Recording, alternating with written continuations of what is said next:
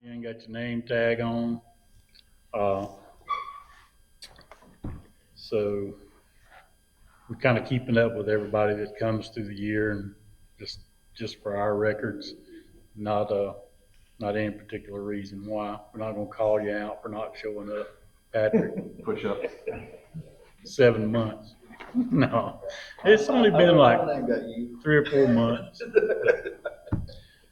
Uh, so is anybody here for the first time? Okay. Mr. Mark Sexton from Gulf Shores, Bonsecure. I have Spanish work, but I have a place now. Okay. So welcome. Thank you. Glad to have you.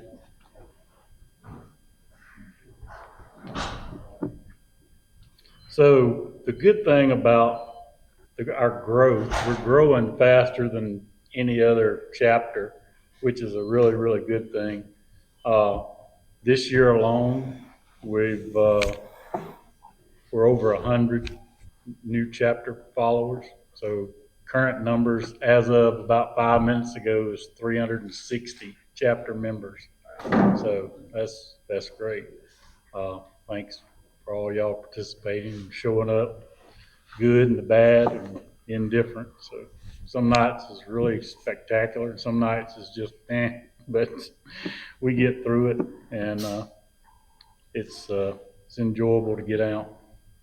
One thing I would like to bring up, and just show of hands here, we're thinking about going down to like Moe's barbecue here in about 7 miles down the road. Is that something y'all would be interested in? They have food, beverages, stuff like that. Does that interest y'all? Or I know the ones of us that are members of the AFCA, we go to Moe's downtown. Moe's just built a new building down the road, but we sent out surveys a year ago, and a lot of it come back is, they wanted something to drink, they wanted something to eat, which it affects your dinner time for sure. But I just want to make sure that it's not my decision, it's not the director's decisions, it's y'all's decision. So if you, just send us a text or tell us what you think, or however you want to do it. We appreciate the city doing what they do for us, but it does affect y'all's meals sometime, and I don't know if it would increase the attendees if we offered something like that, or for me, it's more about the meeting than it is about the eating and drinking, and we do have a soda machine outside. For you new people, the restrooms, they're right out this back door here, turn right, and they're right over here on your left. So, sir, glad you could make it. Well, thank you. It's your turn to tell us about it. It's hard now. Since you're late, you've got to tell everybody the story of the fishing this week. What about you? No, that's enough. Enough said. I got a bunch of those. Any anything? Anybody got any good fishing reports this month? Nobody been? Everybody's been? It's definitely hot. That's for sure. And the Gulf's been kind of choppy here lately, so that don't help anything. And we are blessed with some good muddy water. So Yeah. looks like it's starting to clear up though, using the radar or satellite imagery. So it's slow, but yesterday it rained in Mobile and Theodore. I don't know if I've seen rain that hard here lately, and that's hard to say because it's been. It ain't raining in Midtown. It was just one little dot right on top of Theodore, and it just sat there all day long. And them little creeks out there on Halls Mill Road, they were almost full. I'll be damned. Yeah. All right, the moment we've all been waiting for. We have a guest speaker tonight, Jason Aspinwall, Yes. ShrimpPimp on YouTube. He's got some great videos out there. He posts a lot, so that's a good thing. Uh, Very informative. Uh, I don't think he has many secrets. It's hard to have secrets when you're out there filming yourself, but I think he does an outstanding job, and uh, he would appreciate it if everybody, if you're talking to people, share his page, tell them about him, Yeah. and get him some followers. And I know he would appreciate that. So, Yes, thank you. I got a question for you. When the water is muddy like it is there a species to target that doesn't bother as much? the only one I think of would probably be, I mean, it don't affect reds, I don't think, as much as it does everything else. A trout will not stay in it. So I do know that. What about flounder? Yeah, I've caught flounder in pretty muddy water, but that's It don't really affect them. I really catch a lot more throwing a tandem rig when it's muddy, with like a brawler and a curly tail at the end, and you fish in spots you never fish when you got high water and it's clear, and just maybe a couple more baits make it a little bit easier to see than the one, but I catch those You pretty ever good. put like those little rattle things inside your bait? I've used some knocking tails. I think they sent me from Louisiana, and I hadn't had too much luck on them, but I think it's mostly the scent and just the action of the tail that's gonna get their attention. Yeah. Well, I think the one important thing is to get the vibration. Anything with vibration, muddier the water. I know when the water's muddy, I tend to redfish more, and I use a redfish magic spinnerbait or a gold spoon, and I mean that's kind of my two go-to baits anyway. And you want something they can feel a vibration. So. Come on up. Oh, yes. Any more questions? Good question. Q&A at the end. Yeah. So, y'all give a round of applause for Mr. Jason. Thank you. Thank y'all for having me out here. I appreciate it. Give you a little background. Born and raised in Alberta. Moved to Summerdale. Grew up fishing the Gulf Shores Pier. Fished with a lot of the greats out there. Lou, I know David's a member here. David Thornton, I think. Great guy, a lot of knowledge. Yeah, my mom used to drop me off Friday nights after school, give me $20, and come back Sunday to get me ready for school. And I lived off diet drinks and frozen burritos on the Gulf Shores Pier. So the diet drinks don't work. But yeah, picked up, got a lot of good tips and from all the good fishermen that we don't see out there no more. It's so crowded, they left. But I've started ShrimpPimp fishing. Mostly do flounder fishing. I have found a couple nice spots full, some big old trout here lately, last few years. But Where do you find a real big doormat? Yeah, under the piers in the shade, honestly. When it gets this hot, like, I know a lot of people calling me because I'm posting fish, and they're like, hey man, we hit the bays, we're not getting anything. And the bays are just so hot and shallow. Weeks Bay, your deepest spots are at the end of the piers, like 6-7 foot. The middle's 4 or 5 foot. That's hot water. So of course they travel out and they're heading into Mag River, all your rivers, the creeks off the rivers. But I pound the piers when it gets hot and the low tide. It may not seem like a difference, I guess, for a flounder, but that shade up under that pier, I'll take it and start. I'll hit every piling in between, work every piling on each pier. And before I finish one pier, there's at least 5 or 6 flounder up under that pier, and 22s, 20 inchers.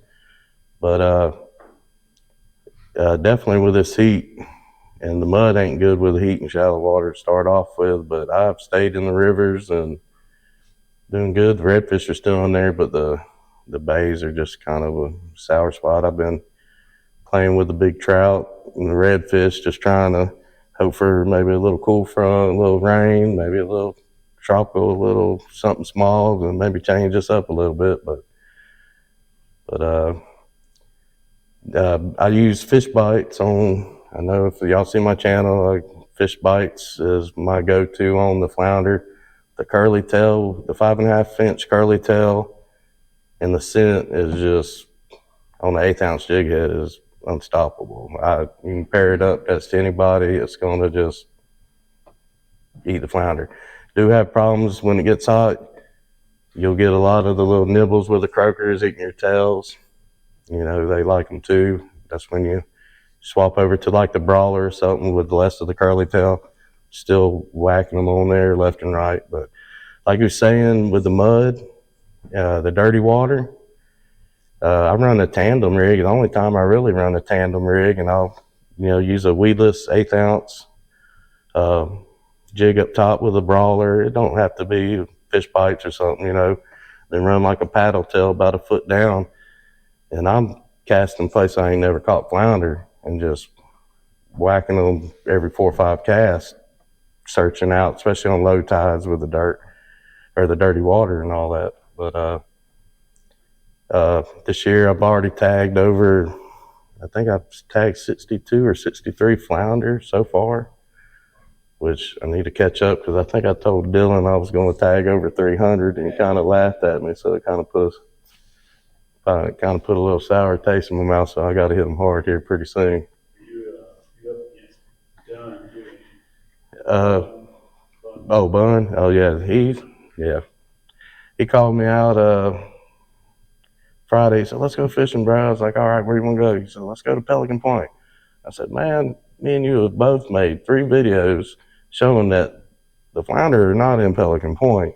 They're in the creeks." So we get out there. He shows up a little late, like he's a little bit late comer. He shows up an hour later. So go out there, get our butt handed for the first 30 minutes. It's like, man, I'm heading to Mag River. As soon as I get over there, catch the point coming out, started whacking flounder. I was like, come on, man, I'm in a kayak when I'm fishing. I do fish in boat and all that, but I love the kayak. It's super stealthy. I'm rolling up on 30-inch trout, looking at them about 8 foot from me. Like, I wish I knew you was there a little bit earlier. But so it's a lot of pedaling for a mistake. We both knew that we weren't going to do nothing there. But yeah, lots of flounder. I do, like I said, the fish bites. Been finding the big trout here lately, staged up in thick grass, and they're shoved in there in tunnels. I mean, they're hard to get out of there. I don't know why they go through there in these hot months that they do. I figured it'd be a little warmer but maybe the grass puts off shade on them. I don't know what's going on there, but it seems the last few weekends I've been out, it's been a 26-inch trout, 24, 27. I was like, okay, something's going on. They like this grass. But just... Fish with braid? Yes, small braid, 15. I usually don't do anything bigger than 15-pound fluorocarbon unless I'm sheephead fishing. I'll move up to 20. But yeah, 15-pound, no break-offs, which flounder ain't too bad unless you get around the piers with them. But that's something, again, with a kayak, makes it a little bit easy. We can kind of shoot up under the piers and get them before they do the wrap on you. But yeah, real quick. You got to play it fast because you get pulled around pretty quick too. Do you ever look at the videos for SaltStrong? I went over a bunch of them. I've signed up for the SaltStrong charts and all that, uh, which I use them, but they don't have Shelby. They don't have one of my favorite spots on there, which I don't really need it, but it's nice to know what they think about it. I was watching one of the videos about the younger brother. He was comparing fluorocarbon to regular mono, Yeah, and he said it actually outperformed fluorocarbon, and he caught more fish with the mono. yeah. He said it's not worth the money. The fluorocarbon to me is thinner. I think it's a little bit clearer if I'm thinking right. Just the buoyancy is the difference when it comes to that. Sinks fast. Yeah. But with that aspect too, like he was talking about my buddy Bun, and he catches flounder like I do. He's on flounder just as much as I do. When I first started fishing with him, he's throwing 30-pound mono, and I'm like, oh man, how is this possible? You're catching all these fish because our water is so pristine and clear. I even get where I like the blue braid because I watch it. Seen videos and this and that, but when the fish looks up, you got usually the blue sky background. So I like the blue braid. It seems like some of the green may get you in clear water. They'll shy from it and turn. So I use the blue braid on there. But Bun catches the same amount of flounder as I do, and he's throwing 30-pound mono, and I'm like, man, we don't even use this for cobia. And how are you bringing all these big flounder in here? But I guess if they're hungry, they're gonna eat it. But That blue braid's easier to tie, you can see it. yeah, very much.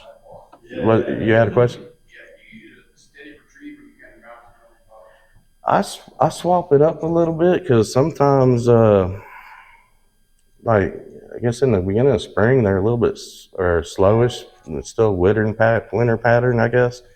So I'll jig a little slow, but a lot of times I try to cover a lot of ground. I'm probably doing 6 to 8 miles in the kayak a day, just fishing perimeters of these waters. So I like to cover. Usually I'm hugging right on the grass. I tell a lot of guys that go with me, they're out of ways casting to the grass. Well, that strike zone, in my opinion, on that flounder, they're laid up nose to that grass. So if you're parallel, you're in their home all the way back. Whereas if he's casting, he's in 2 or 3 foot and he's just pulling, 2 or 3 foot pulling. So I stay by that, my grass. Sometimes the grass rub my arm. I stay on there, and it's Flounder Watch a City. lot of your videos. Flounder City. But little pockets in the grass, little bowls with all that silt muddy mud on the bottom. A lot of that coarse sand that you get on the outside of Mobile Bay. Little too strong for them that they like to bury in, I think.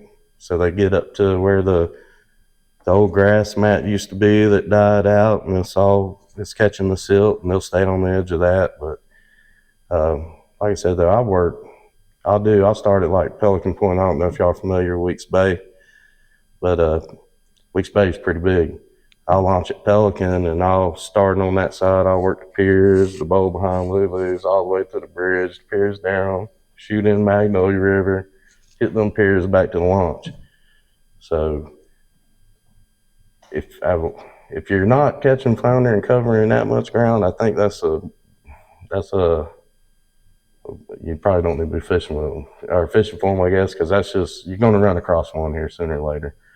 But there's so much grass and pockets, and I think they're every 50, 100 foot down the beaches, on the piers, But I was telling somebody in here, I have noticed, and I think it's because we've got a lot of more flounder fishermen since everybody's flounder, CCA, talking how it's grown and all that. And I've noticed it's not as booming as it has been the last 3 or 4 years, where they was just crazy everywhere. So I think some of our flounder fishermen are starting to come back, or we're getting new flounder fishermen, and it's you're starting to notice a little bit. I mean, I ain't saying they disappearing, but it's not the go out and get 20 in 3 or 4 hours anymore. They're tagged 20, which y'all probably think that's crazy. I've fished since probably 12, 13 years old when I fished pier, but I don't eat fish. So I take some to my mom. I don't eat fish. I take some to my mom, my family, and I tag the rest. You know, I like seeing where they're caught. I think Dylan said they had one tagged a year or so ago, and they found it in Panama. And it was I forget what size it was when they released it, but it was like 22 or 24 inches and came all the way from the upper delta all the way to Panama. And I've already had like 4 or 5 recaptures, but mine have been like from this pier to that pier. And I was like, okay. Yeah. Buns had a few, which he's released in Weeks Bay, and it was caught in Bon Secours. But other than that, there hasn't been much further than that. Yeah. And we fished the same holes, and I've never caught one of his fish that he's tagged, and we have tagged a bunch, and he has never caught one of mine. Yeah, I don't know. I've talked to them about the recapture rate on there, and it's not as high as what it should be. Overall, I don't think the percentage is very high. I think a lot of them too. We try to tag a little bit under the legal size. That way you can get a few more years out of him. I try to go about 10 inches or higher. That way he's at least got 5 inches to go before somebody wants to pull it in his cooler, so maybe he'll get around a little more. But I think a lot of it comes, when you're tagging 16, 17, 18-inch flounder, somebody recaptures that, he's not going to turn that loose. He's going to take it home. The other side may encourage some people to keep it. Well, I hope that. For example, I was fishing at the state dock one day, and a commercial fisherman came in, and the gentleman fishing there at the dock, I just didn't know any better either. The commercial fisherman, I'm sure knew better, but he handed that guy 2 like 10-inch triple tails and like a 10-inch flounder that was tagged. Trying to get the reward or something for the tag. He called in like he caught it, and I kind of gave him a heads up, like, hey, look, all 3 of us are illegal. Like, I would not be caught red-handed. Well, we did the tagging seminar up here. They told us, for the flounder, they was good to go, 10 inches or better. But as far as trout and all that, you wanted to keep them the legal size, because you darn sure don't want to get caught maybe with one in your live well that you just tagged that he's trying to freshen up before you turn loose or whatever. But when you catch a fish that does a tag, you go ahead and take down information and release it, or? Yeah, right then I try to be real quick on my big specs too, because I hate to see a fish that old die, and especially, like I said, I don't need them anyway, but I'll when I dehook them, they'll go right back in the net in the water while I'm getting the board, the tag out, and it's coming on the board, tagging, and right back in, and they're super healthy. I haven't had a problem with one on the recapture, but when you catch one that's got a tag, do you write down the information and release it? Yeah, or I'll take, everybody's got phones with them, zoom it in a little bit and get that number on it and call it in and shoot it back in the water. I've recaptured a trout that was tagged at 14 inches, and I think it was 16 and a half when I did, and I talked to Dylan about it too, but the growth on that tag was the size of larger than a Tootsie Roll. I mean, it's like he would have problems dragging it around. Actually, he made a sore where it was hanging out from flapping. So I took a little time. I cleaned it up, scratched. You got it real clean for him. Got him back in the water. He released good, but that's something I talked to Dylan about too. I don't know if they can put something on there to kind of. Well, the thing I had asked Dylan and I too was, just for your point, to me, it would be better on the fish if you cut that tag off and put a new re-tag it. Because then it's new. It is another puncture hole, but you're still continuing that data. Yeah. Because you'll have that whole life, and then you'll have that life after you tag it. But I watch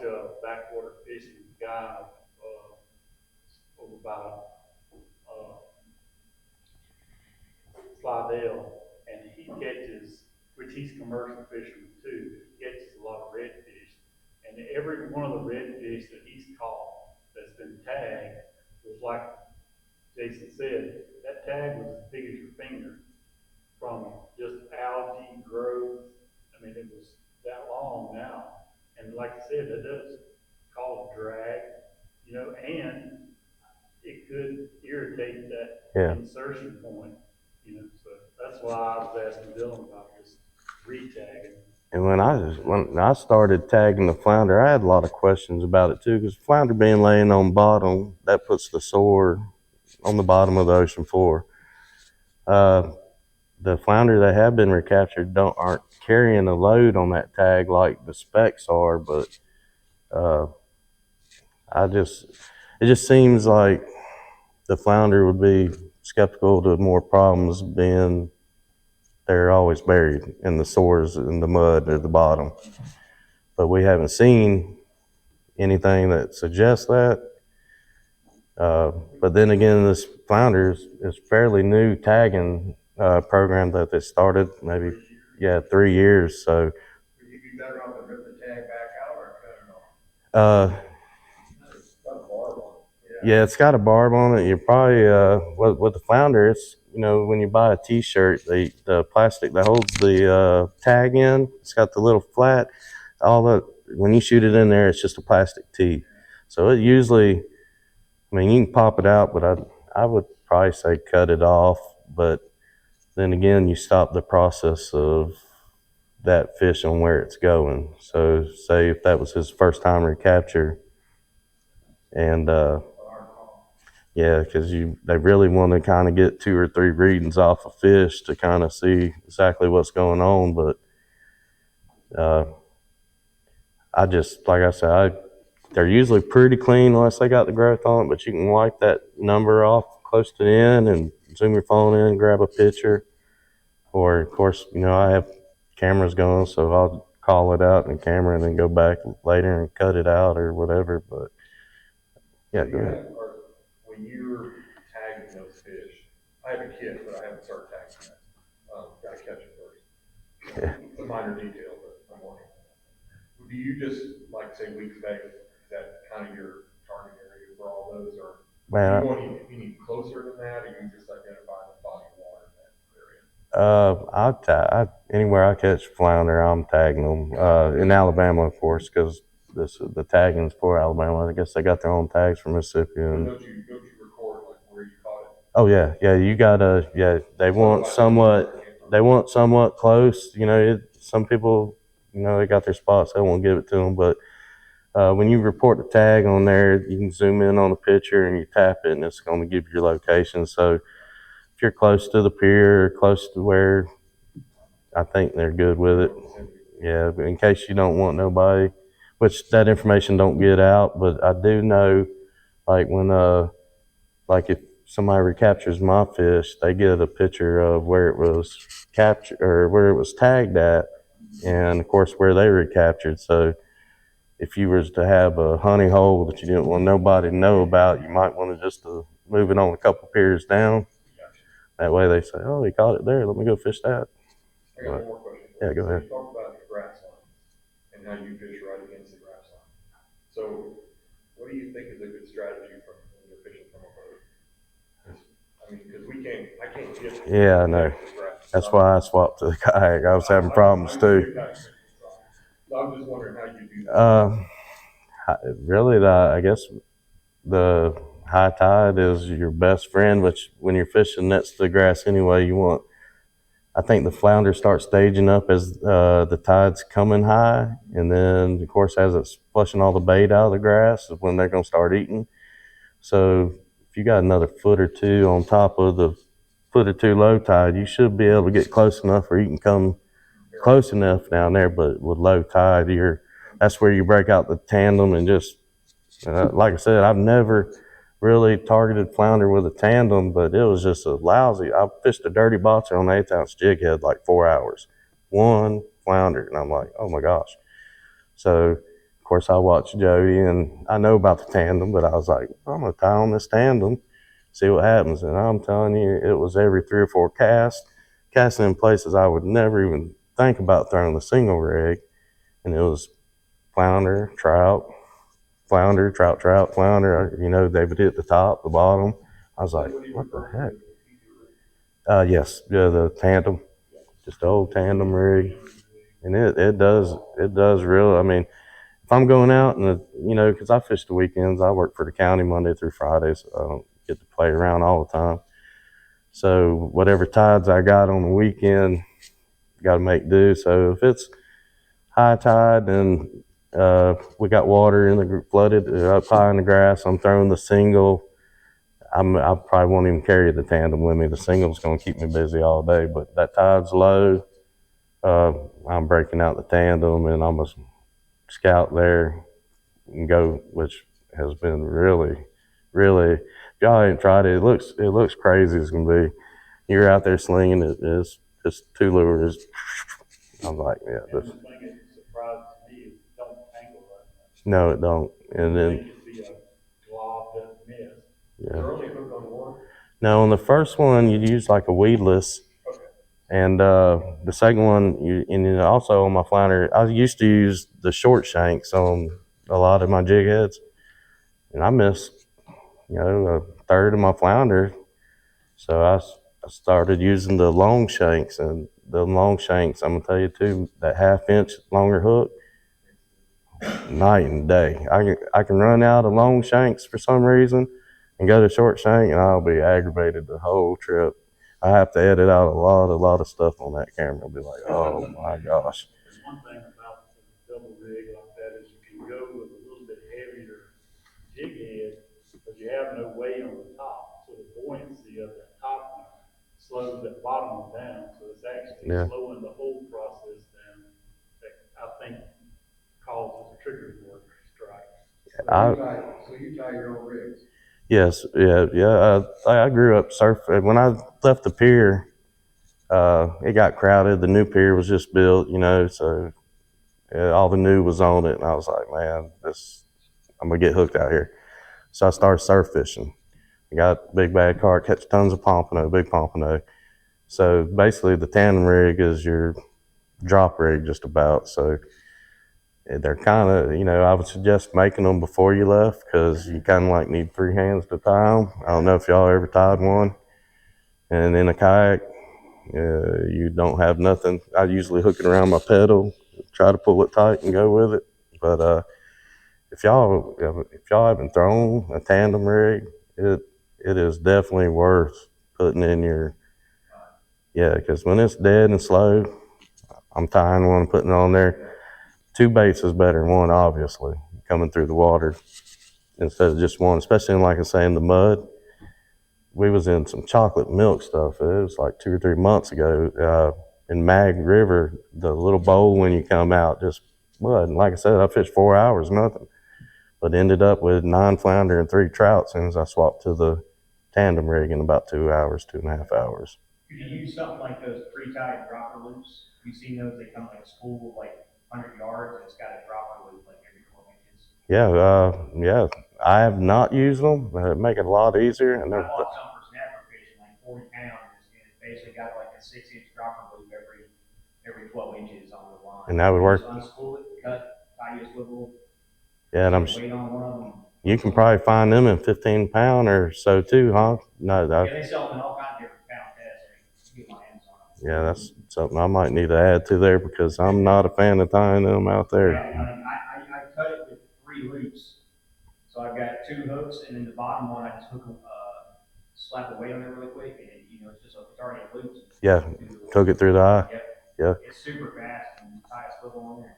Yeah, I definitely need to keep that in mind because, you know, another plus thing about a kayak, I ain't trying to swap nobody's boat. I love the boat too, but if you get hung on a stump, you can go right up to it and shake it off. That tandem rig, there is no shaking that guy out there.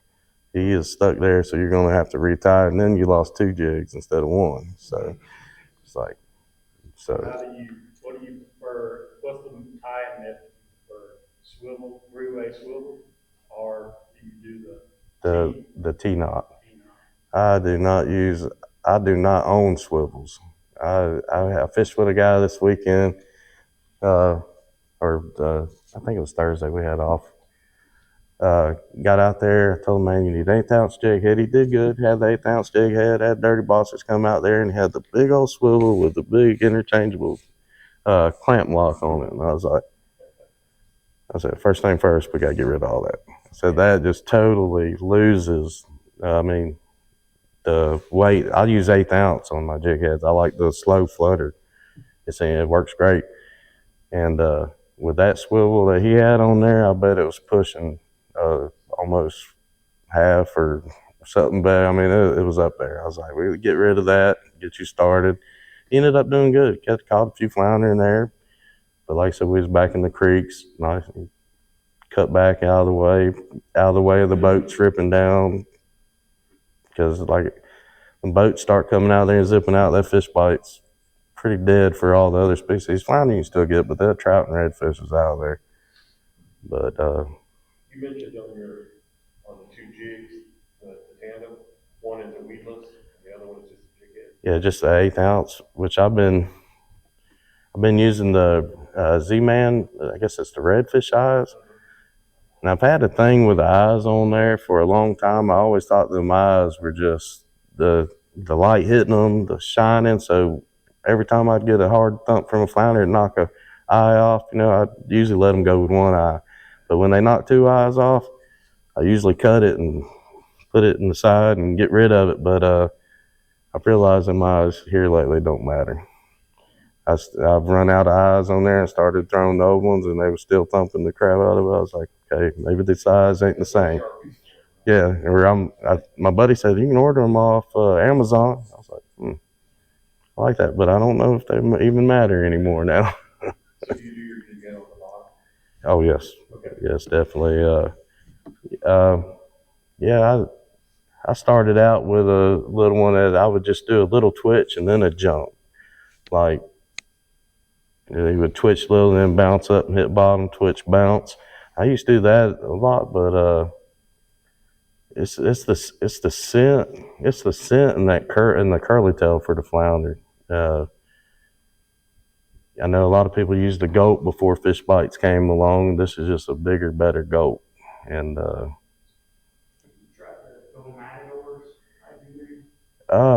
yeah, I've caught some trout on them, but I've yet had a good flounder bite, but I hadn't really. I started late. I started a couple months ago. I was getting packed by Bun because he gets stuff from Z-Man all the time. I really don't use the Z-Man. I love it because a dirty botcher you can throw 4 or 5 times and you're going to change it out. Z-Man you can throw 4 or 5 years and it's still good. And the fish bites are $6 a pack. When I do a trip, I go through 5 packs of them things easily. And it's not the croakers, it's strips with slashes from the teeth of the flounder. It's just, they chews them up, but they're worth it. I'd pay $10 a pack for them, I think. But So does the dirty boxer you keep referring to, is that the white, or does it matter the color? The fish bites dirty boxers come in 5 different colors. they have they got 4 or 5 colors now. They got several. They started to blend like a swirl. And then also Brett sent me some packs. The fish bites flavor that they got now is called the sauce. Well, they got like 15 or 20 more recipes that they haven't even put out. So he sent me some dirty boxers and brawlers and a mullet scent. And I never released a video because he didn't tell me to drop it. And I asked him. So I think I ended up releasing parts of it, but I had to cut the mullet part out. But I was catching lots of flounder, but I was catching the crap out of some big redfish. The mullet, just that mullet scent changing from the sauce to whatever he had fixed up in there was night and day. And he ain't put them out yet. I told him I need some more. Because, the flounder was getting it just good, too, getting good thumps out of it. But it's nice to have pick up a redfish too every now and then instead of throwing another lure after them, you know. Do you use, pro gear? I do when I'm using other plastics, but I could use a fish. When you catch me fish, I'm gonna have a fish bites, 30 bots, or I'm gonna have a Meridine. It's gonna be the MR17 or the MR27. I like the big Meridines. The trout love the big Meridines. But the big Meridines, MR27, I have down with the heat. I think the trout don't gorge on bigger baits as much.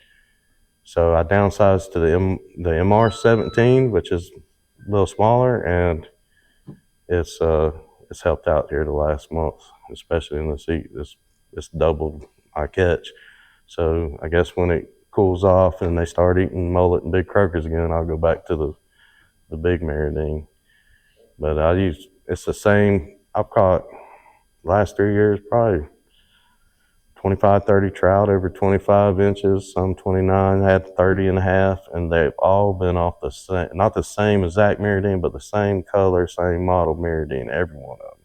Same profile. Every redfish, every spec, same one. The black top, silver body, orange bottom.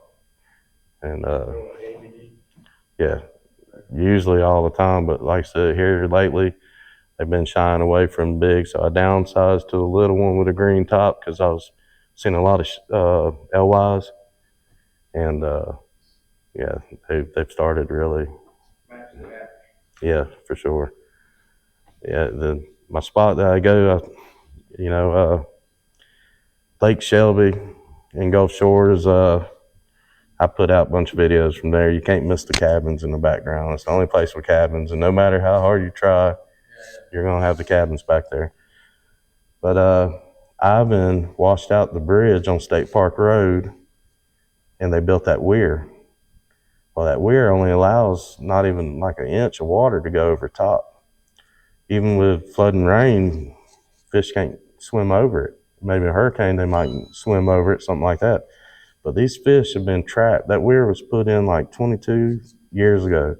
So them speckled trout and redfish have been trapped in this lake. And I was telling somebody earlier, it's so really overpopulated, in my opinion. I think the redfish and trout have an agreement that the redfish eat at this time and the trout eat at this time, because the trout are obviously eating, or the redfish are obviously eating the trout. Because I've had them come up and try to eat 18-incher a couple times. I was like, oh my gosh. But all the bass fishermen, they come out with crickets, around the middle of the lake, got the whole lake.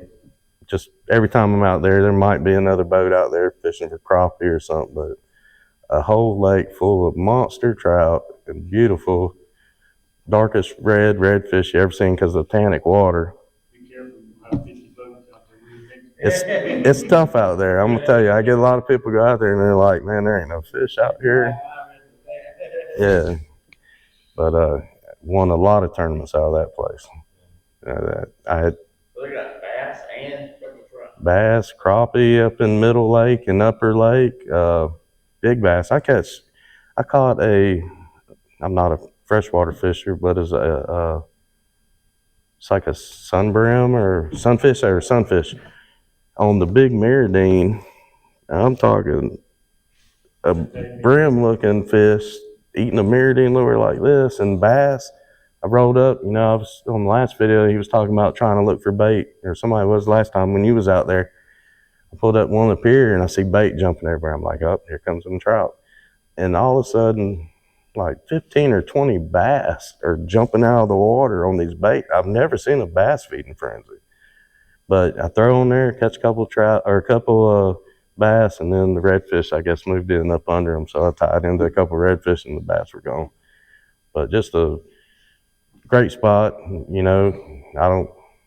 don't keep no secrets on there. Go out there, Meridine, work it. You'll find it's a great spot. I spend a lot of time in there. That's my second home.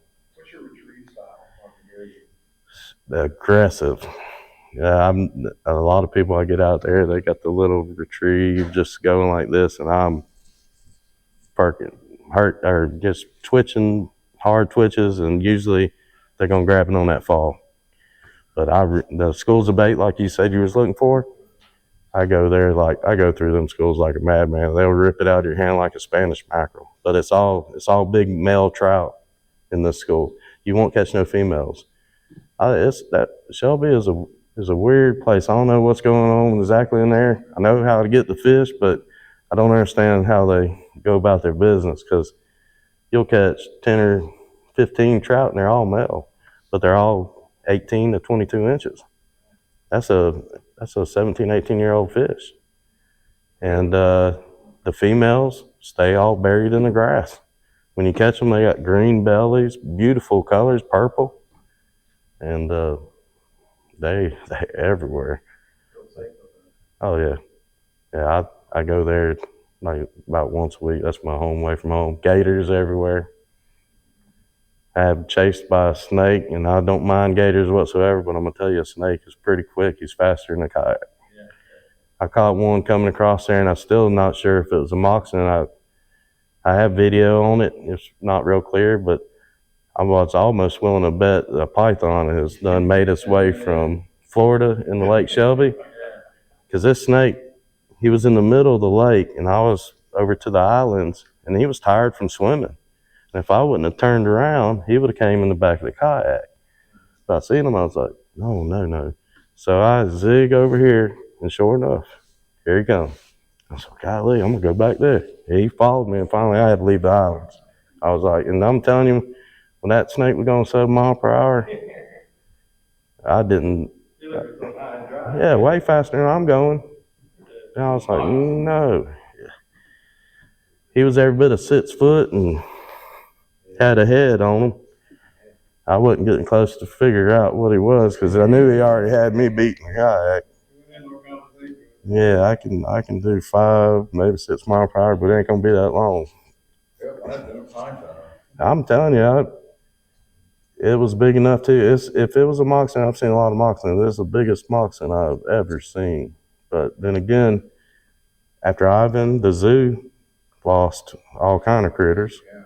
So I imagine they had a snake bin out there too. So it might have been. There's 12, 13 foot gators in there.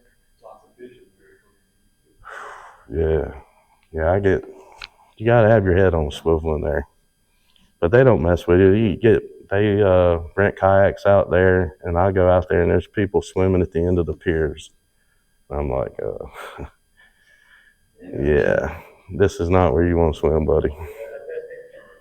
I mean, it's Gator City, but they don't. See the pop-up shade out there, out back. That's the other lake. That was the campground. Oh, the middle one? Yeah.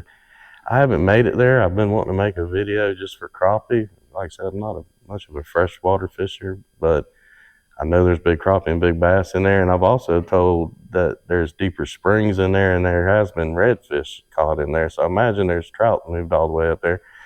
And actually, with the water getting warmer, they may have moved it up to middle and upper to be in a cooler spring. Yeah, nothing that way. I've made it to the bridge, and that's all. Usually I don't need to go no further in there. Just do a circle and you go to the house when you're done.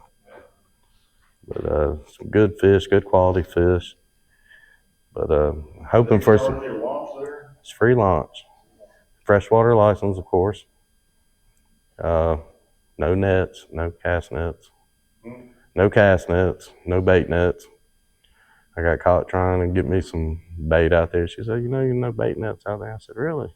I pointed at the sign right behind me, and sure enough, I was like, yep, I'll put it in my truck.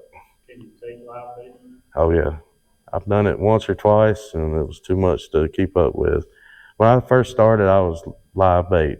I didn't own a lure, and I fished with MBKFA about 3 years ago, and there's lures. It's all artificial. They don't have a live bait. So since I swapped to artificial the last 3 or 4 years, I don't think I'm going to go back to live bait. I've hung some pinfish off the back, but by the time you cast, you got this one going off and you got this one to reel in. So they are in there, but it's going to be the majority of redfish. Them big trout, they're not falling for that bait that easy in there. They're a little bit. Technically, you're not a pimp. No. Yeah, that started out years ago. I had a little boat and I was taking some people out, making a little side money, and the Marine Police seen me and was like, son, I see you out here every weekend. You got a different crowd. I know they ain't paying for gas. He said, next time I catch you, I'm gonna have to write you a ticket and it could cost up to $30,000. I was like, yep, that's when my charter days stopped on that. So I had the ShrimpPimp boat, or I had that for my boat, ShrimpPimp, because when I was starting my channel, you got to find a name, and all of them are, you got to buy a domain unless you got something weird. And I was talking to somebody, I said, I'm out here pimping these old fish, and I was like, ShrimpPimp. I said, that sounds good. Then I kind of worried about, what if a young kid asked, Dad, what's ShrimpPimp? Then my buddy said, no, you need to go with it. So we went with it. And it's pretty cool. It's going all right. Yeah, putting a lot more content out. Finally started getting a little money from Facebook and bits and start from YouTube. But it's fun. I wish I'd have did it a long time ago when I started fishing. I could be like Nate and a few of them other big guys that travel to Japan, and all he's got to do is get 13,000 views on the video and it pays for the trip. It's that would be a nice venture off to Japan and places like that. You ever see that Outdoor Boys? Oh yeah, I watch them all. I've watched. Somebody told me he was making $5 million a year doing that stuff. You'd be surprised. I got buddies that when they told me, I was like, Beach Bum Outdoors was bought with YouTube money. I mean, the Brad and Matt, that's YouTube money. And we live in the days where social media is. My buddy said, man, you should have been recording here and there. But I'm going to tell you, I had to speak in front of ACFA June, and I've never spoken in front of a bunch of people. And he's like, yeah, there's 60, 65 people. I was like, whew, that's a lot of people. I get there's about 90 to 100 people in here because they had the Ben Dunham tournament or whatever tournament going on. Blake was up there, Mr. Ellis. And it's a lot different from speaking to the camera, boy. That was a go-to. Yes, a lot different. But any other questions? You ever used a donkey rig before? What is it? A donkey rig? It's like two legless loops. Yeah, I've had somebody tell me that. I've heard them call it donkey rig, and I was like, isn't it the same as the tandem? But I haven't done it with two flukes. Usually if I throw, like I said, I grew up with surf fishing. I was surf fishing 16, 17 years old, probably when fish bites first started. And when you surf fish, you use the fish bite strips for the pompano.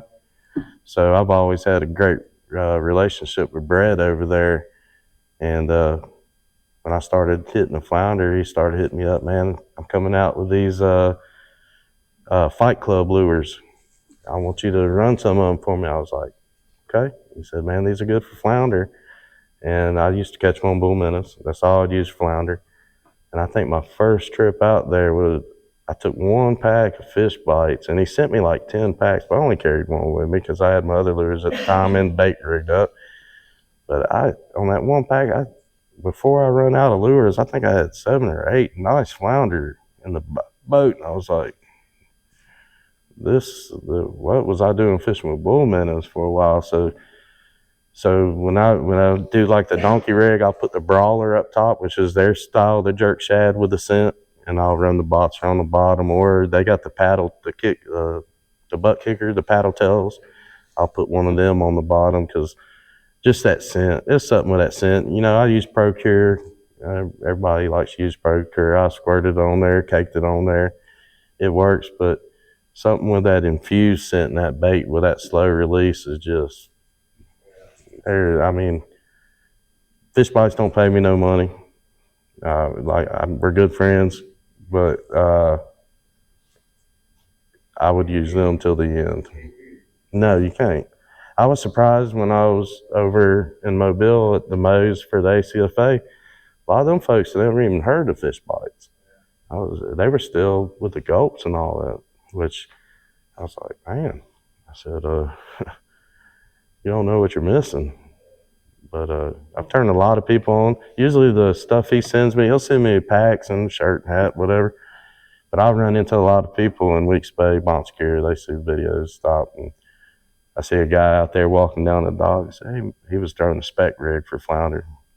And I tossed him up a pack and some jig heads. And I come back like a week later. He said, man, after that pack, I caught like 8 or 9 flounder off the pier. And he's hooked down. And I was like, so every time I come to his pier, he's out there. Hey, man, how many you got? We were fishing Shell Beach.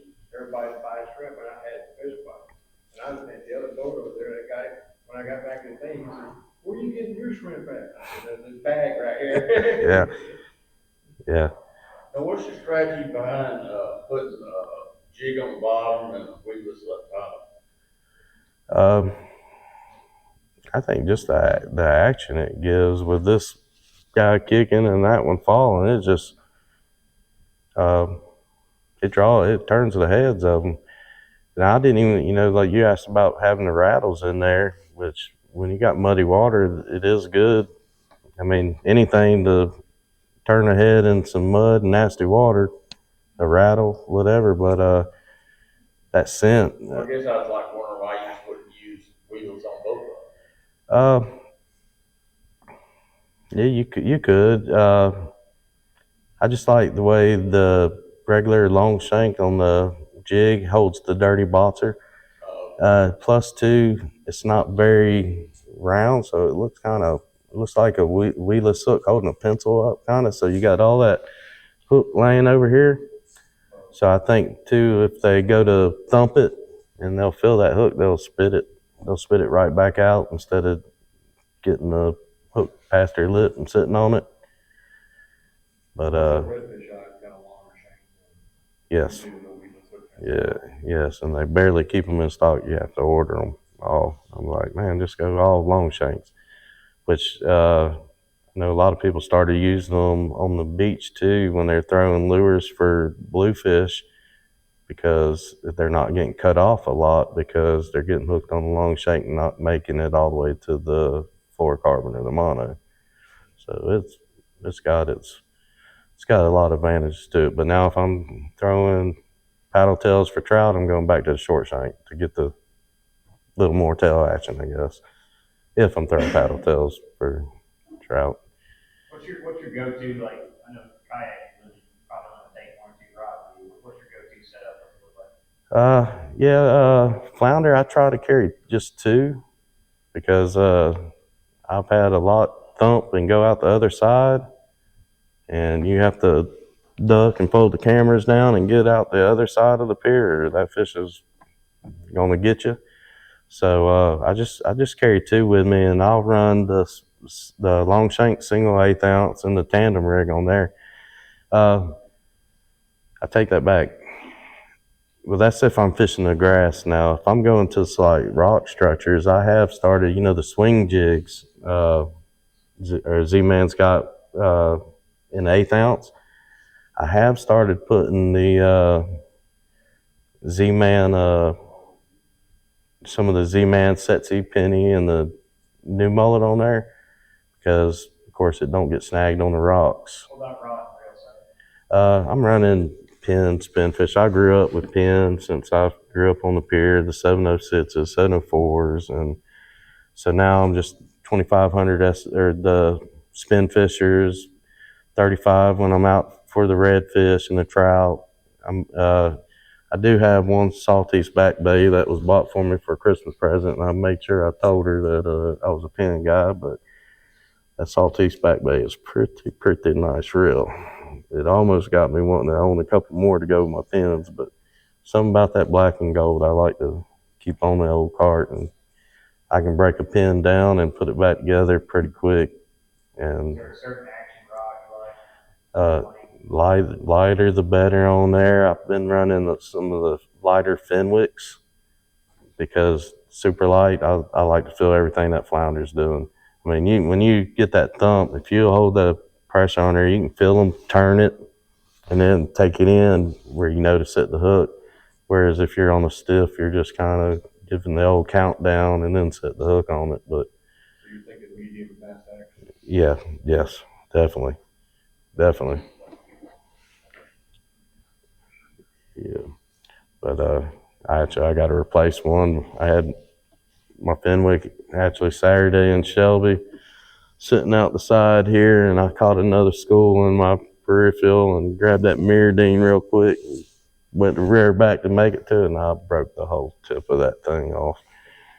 My favorite rod that I ever had. I was like, didn't even get no redfish, wasn't no trout under it, nothing. But any questions? Any other questions? No? What's your thoughts on Little Lagoon? I'm not a fan of Little Lagoon.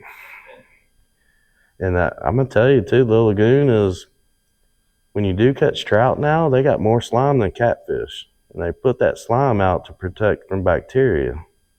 So I don't think it's getting flushed out enough that it needs to be. So I wouldn't even eat fish. Well, I don't eat fish, but I wouldn't eat fish out of Little Lagoon. I've grabbed trout that are just as, when you release a trout, it's like you release a cell cat. It's just, you can rake it off like butter. And I did research on it, and they grow thicker slime to help fight bacteria in the water. But I caught my 30 and a half and my 31-inch trout out of Little Lagoon, but that was 4 or 5 years ago. And if you're not catching them between that hour and a half in that morning before that daylight breaks, you're wasting time out there. Yeah, they need to do something with that. They need something. Now, Gator Lake in the back, a little spot back there, I've only been there twice, and I got run out of there twice. I think the majority of the fish hide out in the Gator Lake in the back. No, there's, they call it Gator Lake. All the way to the west end, there's a little part you go up under, a lot of trees, big trout and redfish in there, but every gator that live on Fort Morgan on that side lives in that. Yeah, me and Nate, I don't know if you've seen the video with Nate. I was out there the same day. That thing it hit the bottom drive of his kayak. Rocked him a little bit. Yeah, oh yeah. Yeah, we did a trip for a tournament to Bayou Heron. Is that the one way up the river? Yeah, we traveled all the way down to the islands in kayak, which is like an hour, 45-minute pedal just to get to the kayak. But we'd leave at like 3 in the morning, 4, we can get out there at daylight. My buddy's got his headlamp on. He's, oh, look at that one. Look at that one. There's eyes there. I'm like, turn the dang light off and just pedal. I've never seen so many gators in a spot like that. And good fish, but no. Lagoon, when that tide's going out, there's a creek that comes out of that Gator Lake. Yeah. Right at the end there. It's really good when it starts going. Yep. Yeah, you can pull a lot of trout come here and feed on the bait getting flushed out of there.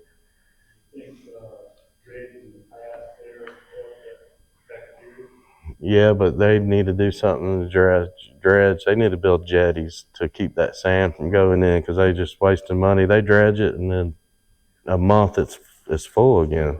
It's good after a hurricane. Yeah. Hurricane comes in, it cleans up. Yeah, very good. And there are some good fish in there, but the ones we caught, there's like islands in the middle where it's like 12 foot, and there'll be like an island that comes up to like 8. And we find them doing circles around them little islands, and that's the only way you're going to get a decent fish out of there, is really work for them in the middle. It used to be a great spot, and of course you go out there with the lights, it's all bite-sized trout and redfish. So Then maybe they all went to Shelby and hung out and got trapped in there. I don't know, but we need to open the weir up and release them back in this a little bit in the little lagoon, maybe, because that place is overpopulated right now. I try to keep redfish when I get out there just to help from keeping the trout out, but I've never seen a spot with redfish like that. And it's a big swimming pool, basically. I mean, they're doing circles in. But, pretty fun. Any other question? Recently, you had started YouTube earlier. Was there any experience that you learned fishing that you used to very on earlier? No, it's all, like when I fish just about every weekend unless it's a storm. Since my mom dropped me off at the piers growing up, I don't miss much weekends, and every weekend's a great weekend. Learn a little bit more, and keeps me out of trouble. I work, fish, do a garden, and I'm good with that. Yeah, I've seen you had pretty good garden. I'm trying to get ready to do some catch and cooks. I do cook fish, and I will taste. And like I said, I'll sample it. But before I eat fish, I'd rather have chicken steak, in my opinion. But I do cook real great dishes with fish. So I started the garden where I could take some of the groceries out of the garden, some of the herbs and bell peppers, onion, whatever, and make my dishes a little bit. Haven't done a catch and cook yet, but I'm real close to starting. I remember Alberta, every person either had a garden somewhere. Oh yeah, I've had one since I was a kid, and I love it. Like I say, it keeps me busy. I like to stay active. I can't stand still real long, so I'm fishing or something. I got to go. But yeah, everything. It's all a big learning experience. I learn something new every day. I learned something new last couple of weeks with Shelby. I've been fishing 3 years, and it's all. I wish I started YouTube. About the only thing I can think of. Have you ever put much thought into the angle at which you fish? Being in a kayak that gives you the advantage to fish a pylon, pier pylon, from 4 different sides. Do you think that's a key part of catching flying? It is. It is. It's stealthy, and like if you ever swimming around a boat and you put your head underwater or something, you can hear the faintest little move in a boat, and you're just so stealthy. Yeah, they make them so stealthy, and I got an Old Town Sportsman, which is like a Cadillac. I love it, but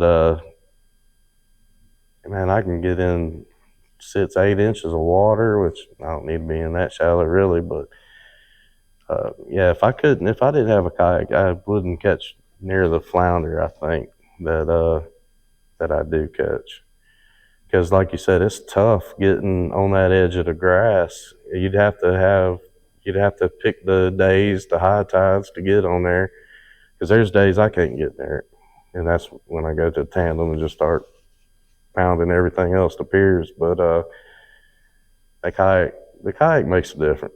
Kayak does make a difference, but I'm fishing to buy another boat. Let's just put it that way. You can only fish kayak so much. After, like, we got off half a day Wednesday, off Thursday, Friday, Saturday, Sunday. I fished every day. I fished when we got off work early Wednesday.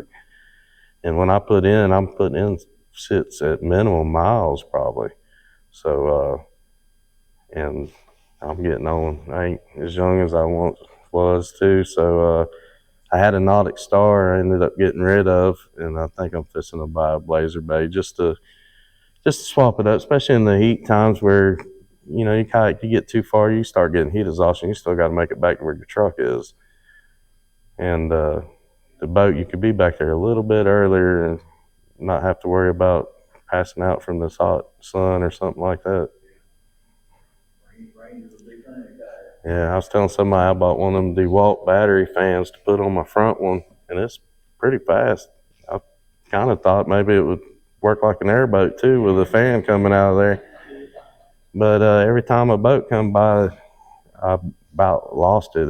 I couldn't find a way to really strap it on there, but I was like, yeah, I'm putting you back here. $230. I don't want to fish out of the water for a fan, but These two magnets up there all on the bottom. yeah, something on there. I found one of them nice sports umbrellas, the SPF, that's shaped where you can cast. But when it attaches my seat, it hits my GoPro and knocks it down. I was like, that goes figure. So now you either got to shrink or raise the umbrella up a little bit to get the shade. But I find the islands. Yeah, I got to take a break. I was coming back from Mag, heading to Pelican Point, and from Mag to Pelican Point, it's a pretty good little travel. And I was working on that last leg. I sent me a little shady spot, clear beach, no grass, and didn't have to worry about no critters. Yeah, I nosed up to that and dipped and took a breather before I made that last stroll, that long run. But yeah, I'm looking. I had that bend there, so you get the Noise Creek, and then I come back through Oh the yeah. great big bend in there. Oh yeah. Yeah, that point coming out of Magnolia River right there. I did a tournament in July.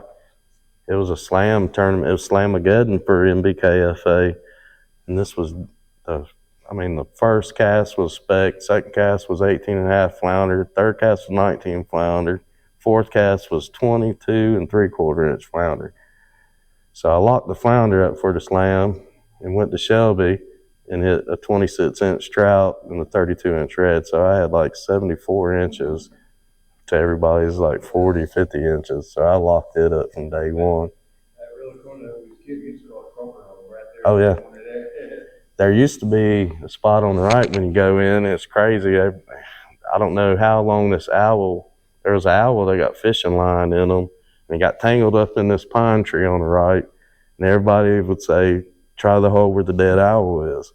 And I had a buddy tell me, I was like, dead owl? And sure enough, I'm going down there and I see a dead owl swinging from fishing line. And there's a 13-foot hole in there full of reds and all kind of stuff. And that owl stayed up there for 2 or 3 years. And I think finally some wind got him out. I still know where it is though, but don't have to look for the owl no more. But it's good fishing over in this area. I started to venture off Florida. I had some people call, hey man, we got a spot over here called Flounder Bayou, I guess, over there. Come over there and see how many flounder we got. It was like, yeah, man, it don't really work like that. Florida's going to get a little more tougher for the flounder over there, but I've been venturing off hitting a few spots. Been Mississippi. They got a lot of, it is, but their flounder aren't as big as ours. I think because they let them keep 10, I guess. I don't know. But In fact, you think that the new commercial is going to impact farmers? I was telling Dylan, I think it's a little too soon for 40 extra fish because I fish flounder on the reg, and I'm not saying they're disappearing, but it's not as popping as it was last year and the year before. But too, when you show up at Pelican Point, there used to be 4 or 5 kayaks, and now before daylight, there's 10 or 12 kayaks out there. So we picked up a lot of new flounder fishermen. So if everybody takes home 4 or 5 flounder, they're going to start. When did they release all those flounder finger lines? Man, they release 3 or 4 batches of them between 21 and 23, I think.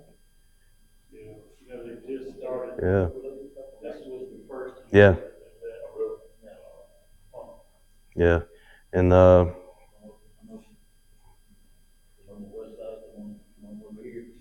yeah, and I try, I release, some flounder, especially with dirty bottom, you let them thump, and a lot of, any really lure, they're going to choke it down, it gets in their gills, so some of them ain't going to get a tag or ain't going to be released, but I tag, or I only keep 18s and 19s, and I'll tag everything else, and usually get a good limit when I need it, and then tag about 15 fish the same day.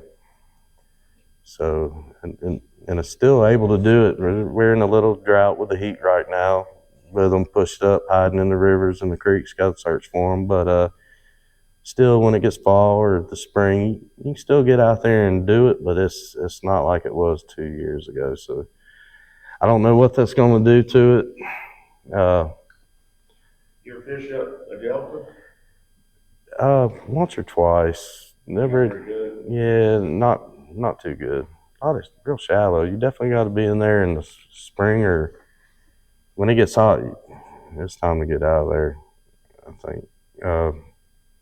Lots of rat reds. Just never nothing really that you could put in the cooler. My nephew was like this guy. Oh yeah. He goes, we get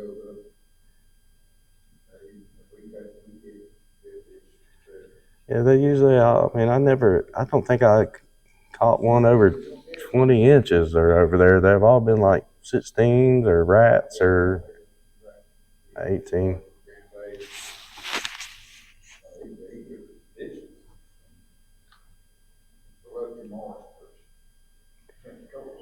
I did a lot of winter fishing in Soldiers Creek this year. I don't know if y'all are familiar with that, but man, I ended up finding like 3 good snook out of there, which were pretty nice this year. I was telling somebody, Ellis had video from Ono Island of some snook in the 30-inch range, several snook in the 30-inch range, I should say, and I guess that's what helped them determine the 28-inch bag limit on there, because they weren't really they were going to bring it up more, I guess, or a little bit less, and since they seen. You ever caught a snook? I've caught 4 so far. 3. I've turned them loose. I caught a good legal one in Crystal River when me and Nate went down there for Southern Salt. But we never cooked it up. But I sure would like for them to come and take up resident over here. That's a fighting fish. That's a redfish. Crazy right there. Mine was 28, and we caught them in Three Sister Springs, and it's crazy. We was up there. There's like 100 manatees coming out. I mean, if you had to watch where you cast, you'd hook a manatee. And I didn't even know we could fish in there, but I guess it was all right. But we was fishing around the people in the water with the manatees, and there's 30-inch snook, there was tarpon, everything in there. I was like, nobody told us to leave, so we caught snook. I think Nate left a hoodwink on a manatee.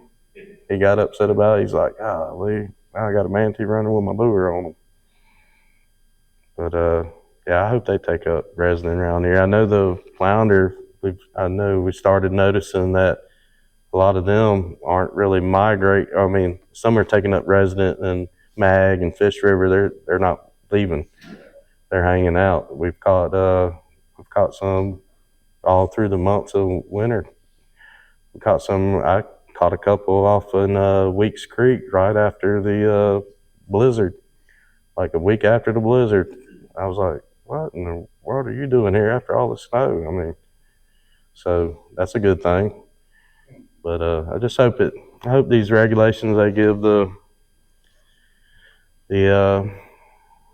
commercial guys don't. I guess that everybody does their part and keeps what they need and turns back. Maybe we'll be all right. I hope so. I hate to see them leave. It took long enough for it to get like this. But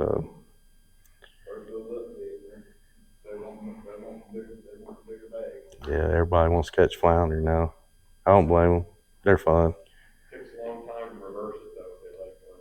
Yeah. A lot longer that way. I tell everybody the easiest fish to catch. They just lay there. They don't move.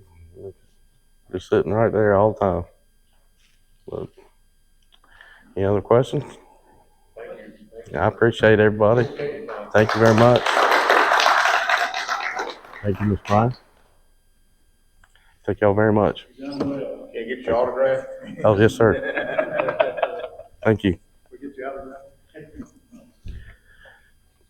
Oh, thank you. Is everybody?